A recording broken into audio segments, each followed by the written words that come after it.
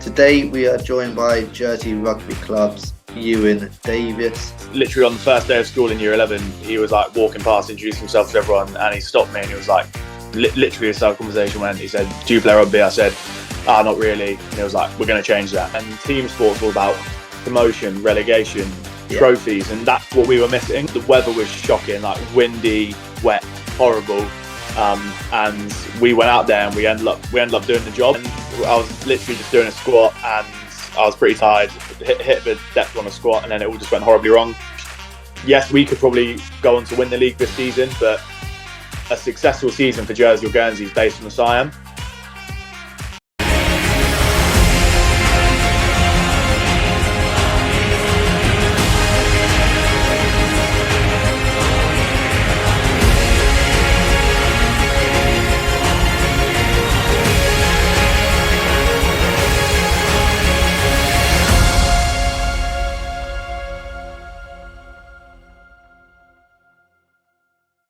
Hello and welcome to another episode of Sportscast Jersey. Today we are joined by Jersey Rugby Club's Ewan Davies. How are we doing, Ewan? Yeah, good, thanks, Dan. Very good. How are you, mate? Good stuff. Yeah, not bad, thanks. Not bad. What we'll do is take it right to the start. Were you always sporty growing up from a young age? Yeah, definitely. I was really lucky, like being super young, like my mum and stepdad, they took me away like on some like skiing holidays and stuff like that, and that's obviously a really good fun sport to do. I absolutely loved like football growing up, so primary school it was all kind of football really. Used to get taken to some like cricket lessons as well, but I was pretty rubbish at that. So yeah, it was always just football growing up. Played for the mighty St Clement's, the Anchors. Yeah. And absolutely loved that.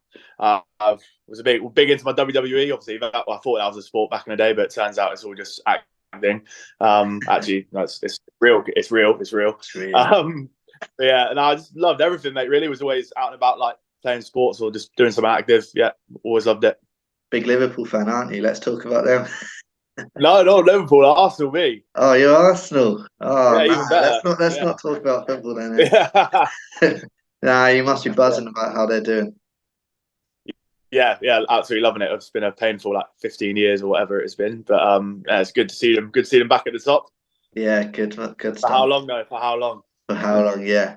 What are your first kind of memories of rugby? Just when do you remember when you first started going and started playing?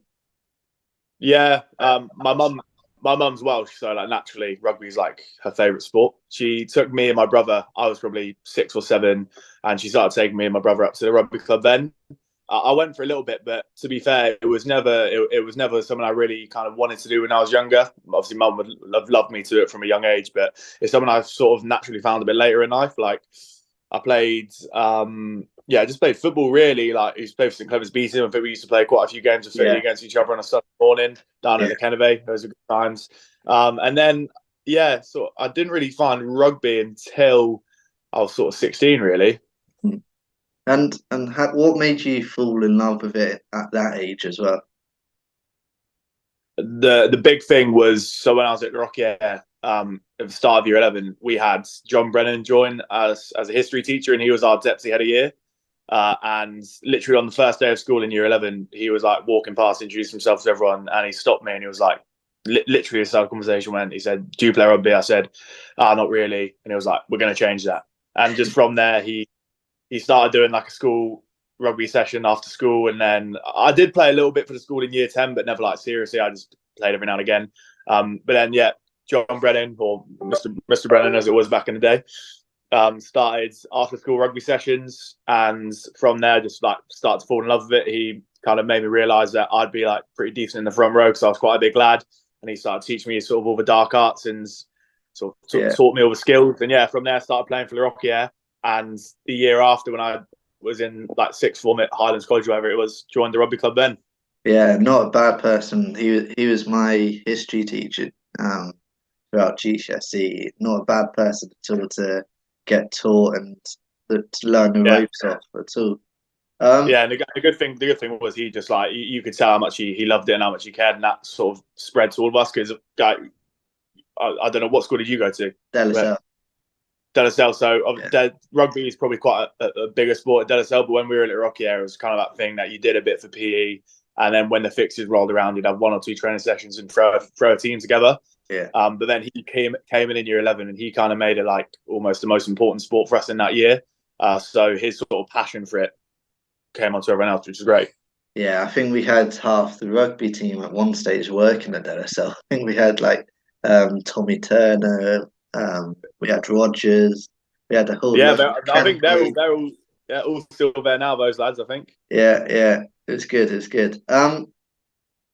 Suppose from 16 then, how good was rugby on the islands to play growing up and at that age, and what were the games like? Was there a lot of games? Yeah, it was really good, mate. But it was a lot different to like other sports I played. So obviously, football is all local. Everything you do is all local. You might get the occasional away trip, but with rugby, in the 2 years I played for the Jersey Colts, which is like the under-18s you play for 2 years. I only ever played one home game. Yeah, Every game was obviously away from Jersey, and that would come at a cost. Luckily, I was in a position where like my family could support that because they really wanted me to do it. But there's probably some boys and girls out there who may not have had that sort of backing and would really love to play rugby, but just can't afford it. So it was a sort of a difference for me was that I was like me and my friend Mark Davies, we were the only 2 lads from the Rocky Air. Most of them were obviously other private school lads, really, really good lads.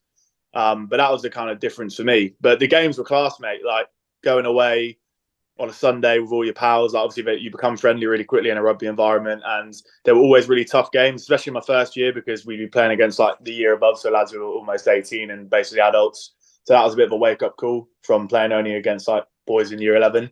But mate, it made me absolutely fall in love with it. Like every time there was a game and I was selected, I was like so buzzing and so keen for it. So yeah, those 2 years in the Jersey Colts was kind of what cemented me playing rugby, because in my first year I was toying a bit with like a bit of football for Trinity then and playing rugby for Jersey, but then I kind of made my mind up that rugby is probably where I want to go. It's probably because I was trying to play centre mid for Trinity and getting round around the ring, so I had enough of that, I thought. yeah, yeah.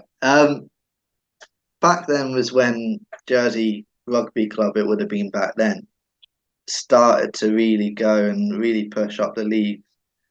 Who were obviously John Brennan was up there from what you've already said, but who else was kind of a role model to you? Who did you enjoy going to watch, and um, from that first team or any of the coaches that you had? Quite a few people had sort of a pretty significant impacts on me, and like especially rugby in Jersey. Dave Felton, who is like a Jersey legend, played at hooker. He sort of gave me a bit of work and stuff when I was in sixth form, and then kind of took me on board. And he was a fellow front rower as well. He coached our Colts team, so he had a sort of really big impact on me there. Our second year of the Colts, Dave McCormack, who's a teacher at De La Salle as well. He used to play scrum half for the first team. He was great, and he was kind of what got me more into coaching, like the way he just was a great coach, but also like a decent man manager, and he knew a lot about sort of my position and then every other position on the pitch. He was just so knowledgeable, and yeah, he really was obviously cared about all the boys, so he was class. Dave McCormack for that year of Colts, and then obviously since I've stopped playing for the Colts and been an adult rugby, Miles Landix just had like a massive impact, not just on like kind of like my rugby life, but he's helped me out with loads of things. If I'm ever having like if there's any personal stuff going on, this isn't just for me. This is for all the boys. Like he's there to kind of give everyone a hand, be that kind of shoulders to cry on almost. That's how it is sometimes. But he's been brilliant. Just his coaching as a friend. He's had a huge impact, not just on me, on countless boys. Yeah, how big is he for Jersey Rugby overall? Like, just obviously he's groundsman as well, and how big is he as a person? Yeah, he's literally the heart and soul of it. Like it's his. He was obviously married to Steph, but I think she'll be very aware that his first love was rugby and his second love was her for sure. Maybe Man United falls somewhere in there as well. But he just, mate, he lives and breathes it, and you can tell that his passion for it is just, I've actually not really seen much like it. He just absolutely loves it. But the important thing is at the moment, it used to be kind of a bit of a one-man show when I first started playing. It was kind of just Milo, and Milo was doing basically every job under the sun. But now he's got a really good amount of support with him for the club, and that's really important because there's no way he'd be able to do it by himself. Yeah, yeah.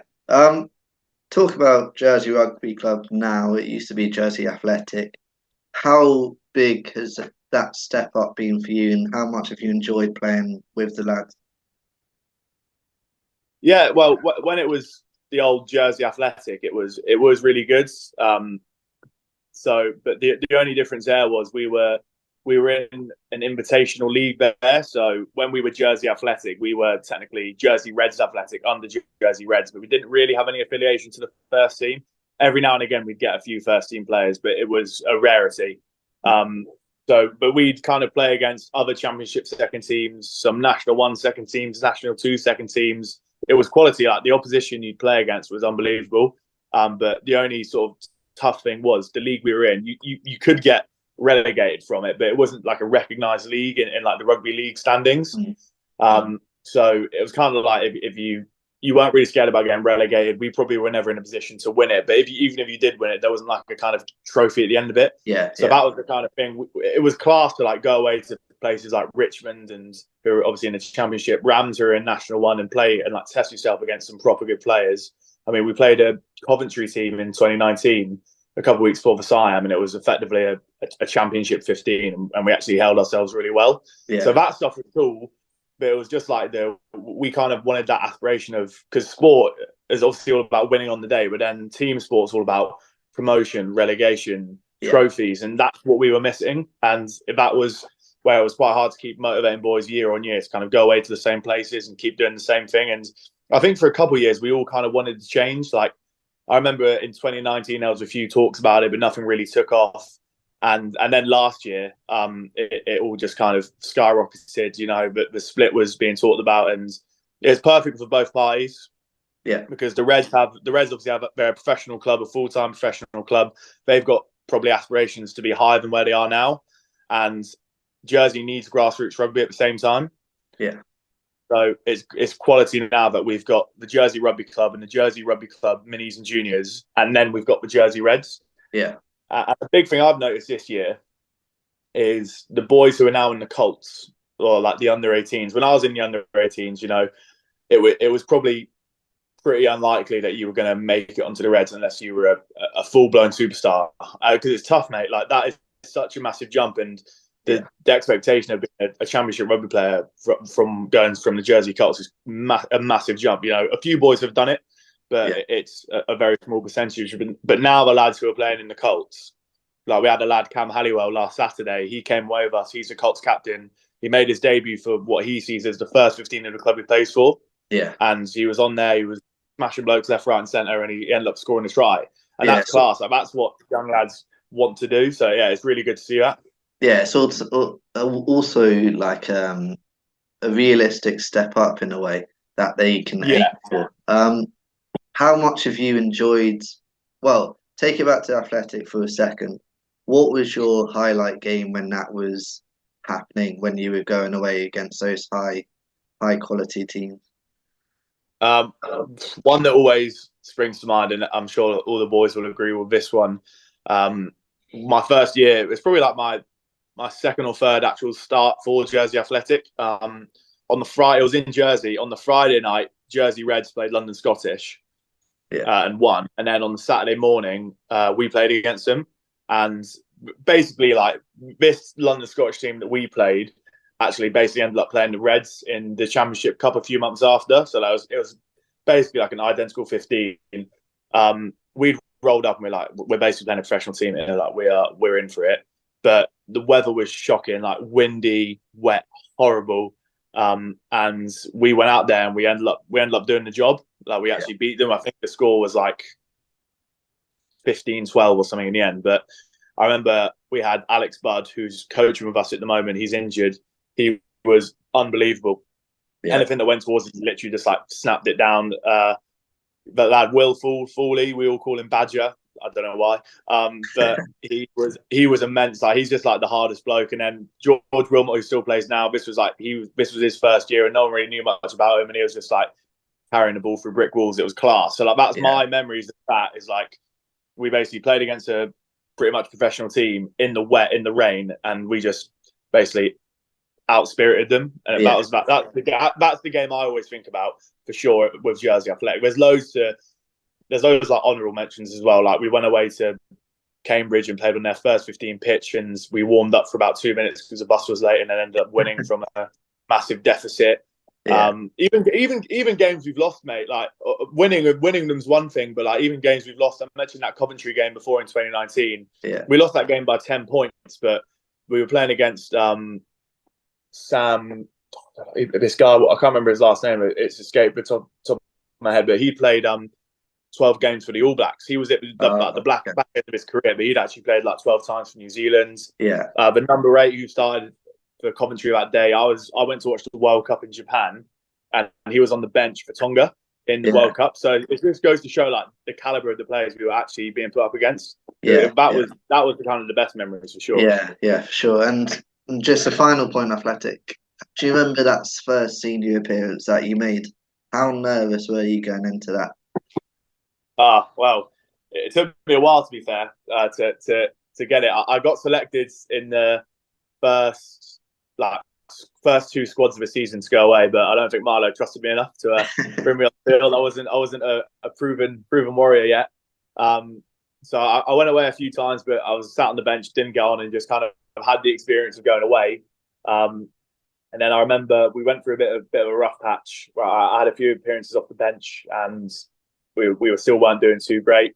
But I came on at Barnes, and I had a fairly decent whack when I came on, and I got to start the next week against Tuna at home. And I just remember, like, because when you play for the Colts, you don't really have to worry about like your friends or family watching you because you're always playing away from home. But this China game, I got told I was going to start basically on the Sunday by Milo, and the whole week I was just like, oh my god. Yeah. But the nerves, it's like so on top of you, especially because I was still only like 18, and at that point you're like, oh, these are all like basically fully grown men. Am I good enough to even be doing this? So like it takes a while. Like it definitely, basically the whole of my first season, every time I played, I was like really, really nervous. But then just with more games comes just a bit of like comfortability, really.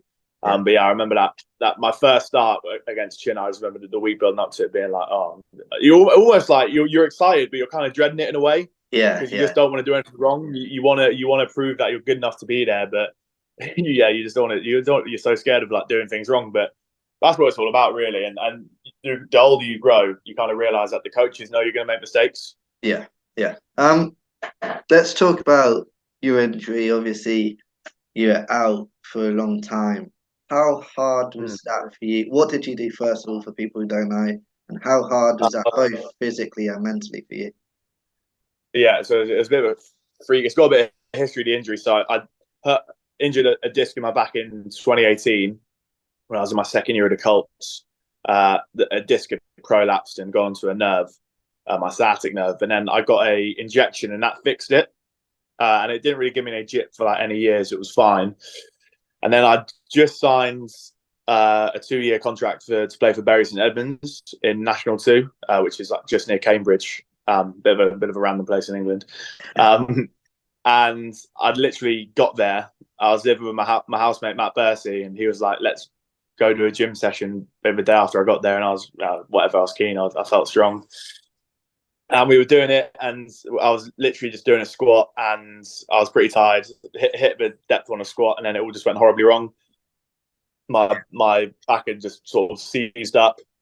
I fell to the floor, and I just knew straight away something wasn't right. And again, the disc had prolapsed back onto the sciatic nerve, but like in a really worse way, and it has caused my body to almost like start kind of going to the side. I almost looked like a human like question mark. It was so weird. And my body was just stuck in such a nasty way. So yeah, that was tough, and that forced me to have to come home because I needed to have surgery. And the tough thing about being in the same professional club is, if you're in a professional setup, like if I was at Jersey Reds, for example, or any other club, if it's full-time professional, you get looked after. Yeah, because you've got all that insurance at your full-time job. But when you're a semi-pro, you're almost a bit of a commodity to the club. So if you're not working or you're injured, you're no use to anyone. So you're kind of the sad thing is you're kind of on your own. So yeah, I had to come back to Jersey and sort of get on my surgery sorted over here. But yeah, it was tough, mate. Like I was in kind of constant pain for about 4 or 5 months. It was obviously tough mentally because I felt like I'd had a big opportunity taken away from me unfairly. That took me a while to get over. Sort of, a lot of like frustration, a lot of tears. But I was pretty lucky as well, I suppose, because I'd obviously got my family who were class. My girlfriend Sophie was unreal throughout that time. Like she was, I couldn't really I was in that much pain. I couldn't really leave the bed that much, or couldn't really do too much. But she was like quality. She just like chilled with me and like made me feel better. All my mates were class, like checking in on me and stuff. I did kind of recluse myself away a bit, but that was just kind of out of embarrassment. But after it, like all my mates were, they were all spot on for me, and they were all like, "You shouldn't have locked yourself away. You should have gone. I should have helped." But it's just when you're in that mindset, it's difficult. Like you just feel a bit embarrassed, feel a bit helpless, but yeah, luckily I'm out the other end now and playing again. So yeah, it's buzzing. What would you say are your tips for anyone going through an injury or anything like that? What are your like tips to get through it from your experience? Don't do what I did. I couldn't really like leave the house too much because I was just in so much pain. But I did have people kind of wanting to come see me, and I was a bit like, I felt embarrassed. But looking back on it now, I should have just gotten over it.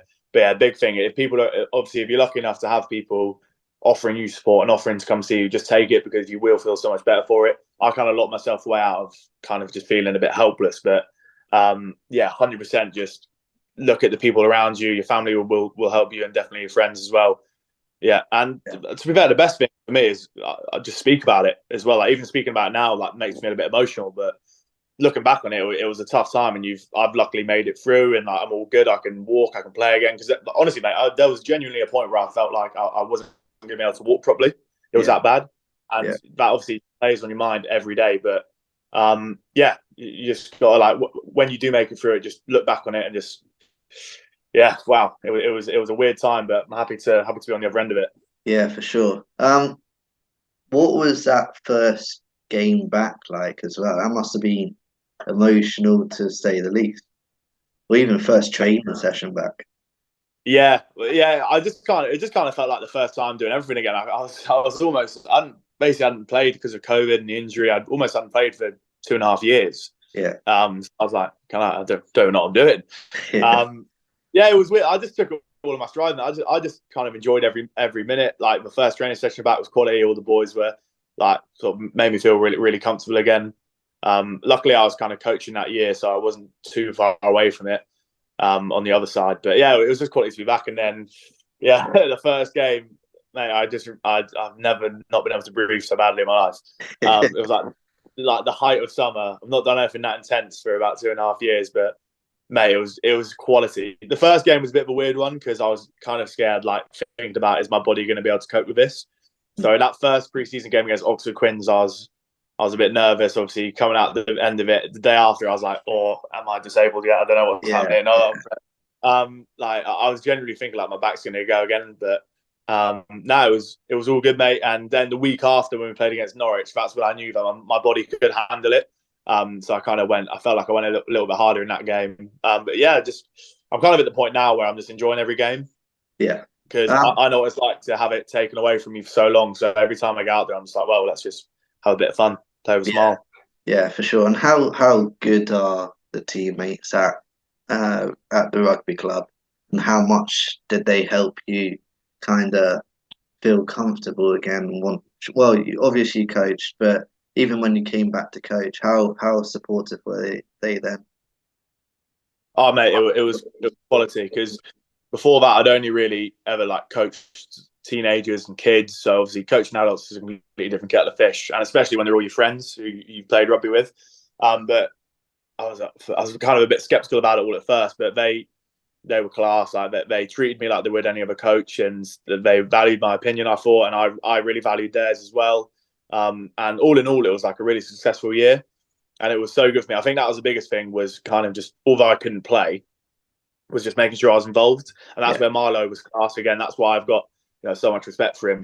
I just kind of said to him, I was like, look, mate, I'd really love to sort of be involved just because I want to be around the lads. And he was like, yeah, mate, no worries. And like got me straight into the coaches WhatsApp group, got me straight into all the WhatsApp groups, made me feel like part of the team, got me over kit, got me everything sorted, and Benny was kind of letting me run parts of a session, let me do bits on game days. So yeah, I was absolutely loving it, mate. And it was quite cool, really, because I was kind of thinking, obviously, I'm not going to be able to play rugby one day due to just being old and my body not wanting to do it anymore. Yeah. So it kind of made me think about, is this something I'd want to do maybe one day, like work-wise as well? I absolutely loved it. That was just quality. And then the lads, obviously, they were the most important part. They were all, just class. Like, listen to everything we said. We had Brendan Owen from the first team as well. He came on board. So they were just sponging it all up. We had a really good year. Like, we won the Siam in Guernsey in November 2021. Some would say the most controversial Siam of all time because there's so much back and forth between the clubs. But at the end of the day, like, the players on the pitch don't really care about all that stuff between the boards. It's just about playing the game. So yeah, it's kind of, I've gone away from your question a bit, but the boys were class. The boys were class. Everyone was just, it was just an honour to be involved, really. Yeah, you followed on into my next question, Siam. How good are they, and how much do the boys and yourself enjoy it? Oh mate, it's mental. It honestly is. Like, I got a taste of it when I was a colt. You play like the under-18 Siam, and that's pretty big. Like, that's like the last game of the junior Siam day. And then, wow, it's I was speaking to a few of the boys on Saturday before the game when we played away last week, and they were kind of talking about how, if you're a Jersey coach and a Guernsey coach, yes, we could probably go on to win the league this season, but a successful season for Jersey or Guernsey is based on the Siam. So even if Guernsey were to finish second or finish first in that too, finish around the top four, because they have got a decent side, they'd still want that their success is tipped on who wins that Siam Cup, and it's just like the craziest game to play in. I'm lucky to start one in 2019. I've actually got it up here. It ripped across the front, so I was able to keep it. But it's just mental, mate. Like, because the rugby club's not a very big pitch. You've obviously like taken some pictures around there and stuff. Yeah. But it's that pitch with 4,500 people around it going absolutely nuts. And I think it's the closest thing you can get to like modern day warfare without having guns. It's absolutely. Yeah, it's class. It's Jersey Guernsey, isn't it? It's the rivalry that we all talk about when we're from Jersey. Is it the highlight of your year, your playing year? Oh mate, it's the highlight. Like, winning the Siam and being involved is like the highlight of my life, 100%. Like, involved as 2019, winning it as a player was like just mental. Like, such a good feeling. Felt so good to be involved in that. 2021 as a coach, we won that, and that was again crazy. But on the flip side, the highest high, obviously winning it, but then like losing it is just the worst as well. My first one as a player, my first one, senior one, I came off the bench for about 5 minutes, but we'd lost that day. And obviously last year was, tough for us. We got absolutely pumped in both fixtures. We went away. Obviously they came over here and put 60 points on us. We went away to them, and we had a really good first half. We were in the game, but then just, they just ran away with it. And hopefully it's going to be a lot more competitive this year. That's what we're aiming for. It's kind of gone full circle. Like back 10 years ago, Jersey were running away with it by 70 points, and then all the rules were brought in. And then it was, to be fair, mate, like, it was, I think with the rules that were in place, it was very balanced. Obviously, Guernsey now a semi-pro team, and us is the athletic and now the rugby club are completely amateur. So we are going to need some professional involvement to just make sure the game is kind of balanced in a way. Yeah.